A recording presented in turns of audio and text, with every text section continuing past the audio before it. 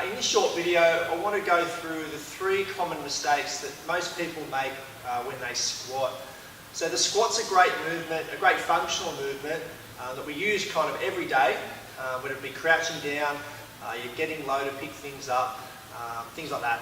So having a good squat and a good mechanics of the squat is really important to avoid injury, but also to make sure that you're doing things correctly and activating the right muscles. So I'm going to start with the first common mistake that people do when they squat, and that's what we call rounding the back. So if I give you a side angle of the squat, and I'll give you a demonstration of what the correct posture would be versus the incorrect posture. So the correct squat would be a nice flat back. So if you notice my back nice and arched, nice and flat, and what we call neutral. What tends to happen sometimes when we're beginning a squat, or if we're not too sure of the technique, is we'll round the back, which looks like this.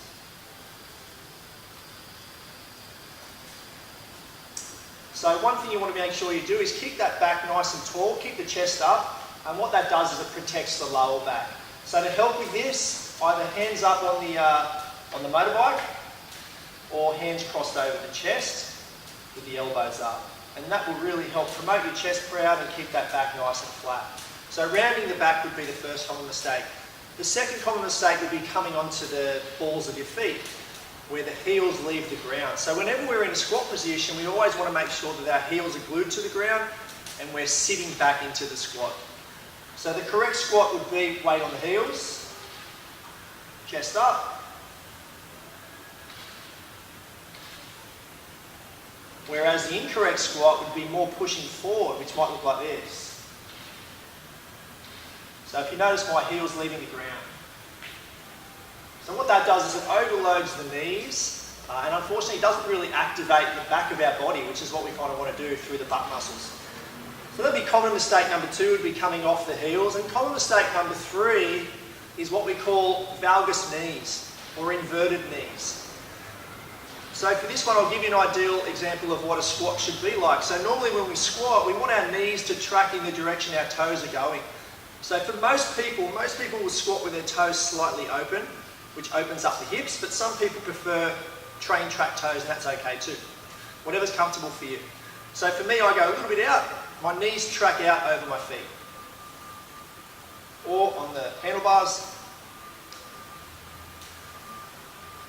And what a lot of people do when they don't understand how to squat properly is their knees will bow in, and that's generally because they've got weak glutes, or they're just not too sure of how to actually drive their knees out. So it might look like this.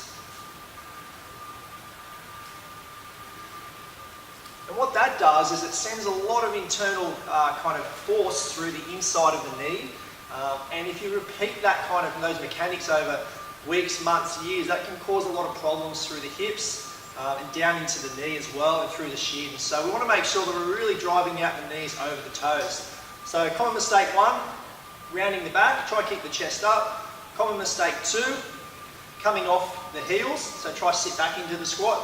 And common mistake 3, knees coming inwards, so we want to try to push the knees outwards. If you do those 3 things well, chances are you'll have a great squat, which will lead to better movement patterns for you and decrease the risk of injury. Hope you've learned something from the video. See you next time.